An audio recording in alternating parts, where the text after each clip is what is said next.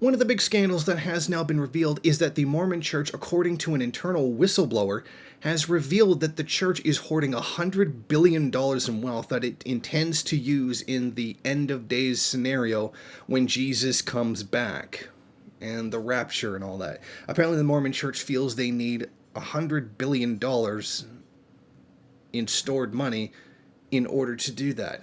And what's very interesting is that this $100 billion came from charity money that they had raised. Over more than 20 years, the Church of Latter-day Saints has accrued approximately $100 billion in investment, gifts, and other donations for its charity war chest, according to a whistleblower complaint filed to the IRS on November 21st and recently obtained by the Washington Post. Now, it is certainly allowed by the church to hold those kinds of funds and are not required to pay income tax, which is a whole separate problem altogether. The tax-exempt status of these churches, which are just hoarding wealth and have earned none of it. As per federal law pertaining to nonprofit organizations, David A. Nelson, a 41-year-old whistleblower and former senior portfolio manager for the Church of Latter-day Saints, claimed the church is actually not worthy of the tax-exempt status. That's right, this whistleblower was the guy who organized their financial portfolios, and he would have better knowledge than anyone what is going on. The ex-employee of Ensign Peak Advisors, the church's investment division, noted in the complaint that the church rakes in approximately $7 billion a year, and though $6 billion of that is used to cover annual operation costs, the remaining amount is handed over to Ensign. Internal accounting documents referenced in Nielsen's complaint noted that the Ensign portfolio has grown from $12 billion in 1997 to around $100 billion today. And the complaint alleges that none of those funds have been used to assist in educational, religious, or charitable activities within those 22 years. Part of the point of fundraising for charity is to spend that money on charity, making people's lives better, or at least helping with some of the worst aspects of the society that we live in. Of course, this is not being done by the Mormon Church. Actually, the idea that it costs $6 billion a year to run the Mormon Church is absolutely ridiculous. That in itself is a complete and absolute insult to anybody who's ever even given a single cent to the Mormon Church. This money, which is supposed to help people, which is supposed to be what the church is all about, or at least for the most part, the Christian church and the various divisions of Christianity are supposed to be about. This wealth is just being hoarded, so that people like Mitt Romney, as was revealed when he tried to run for president, had about $250 million in wealth hidden away in the Mormon church that couldn't be taxed, while turning around and complaining how people don't contribute to society and blamed poor people for being poor, that they don't make enough money to be taxed, therefore bad, while he's completely avoiding taxes to begin with. But that's a separate video altogether. You can't exactly be tax exempt for charity when you're not doing charity.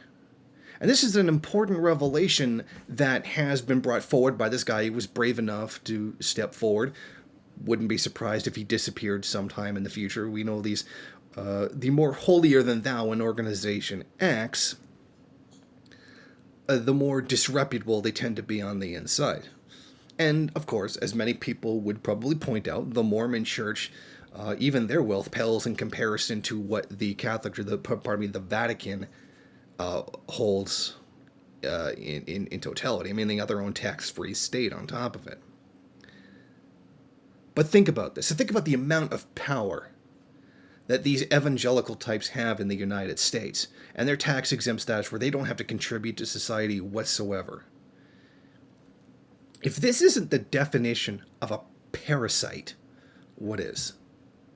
These churches who come in and they talk about giving and helping and charity, and they convince you to turn over all your money and then just hoard it for themselves.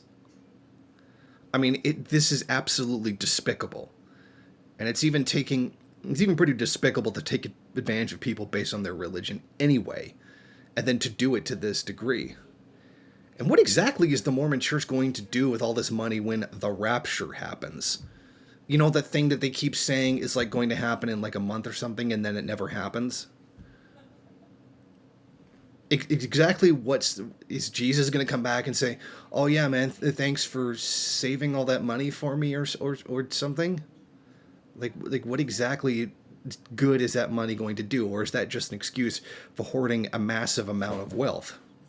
I'd imagine it's just an excuse for hoarding massive amounts of wealth. I don't think the people who run the Mormon Church care anything about religion whatsoever. And it's nothing more than a money-making scam for them. That's my opinion, anyway, based on their actions. But again, this is another reminder why we need to remove the tax-exempt status for churches. If you're going to have a tax-exempt status, you take a vow of poverty. Now, there's a lot of Catholic priests, and there's much to be criticized there, who take a vow of poverty. Now, the Vatican doesn't. The higher-ups don't.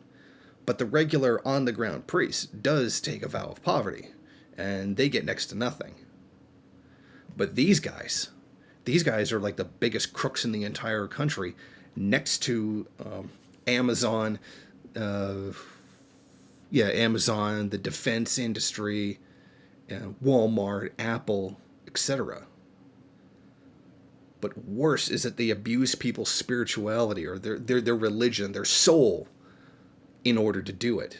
And not even out in front, like the way these corporations do it. There's something much more sinister, much more greasy about this.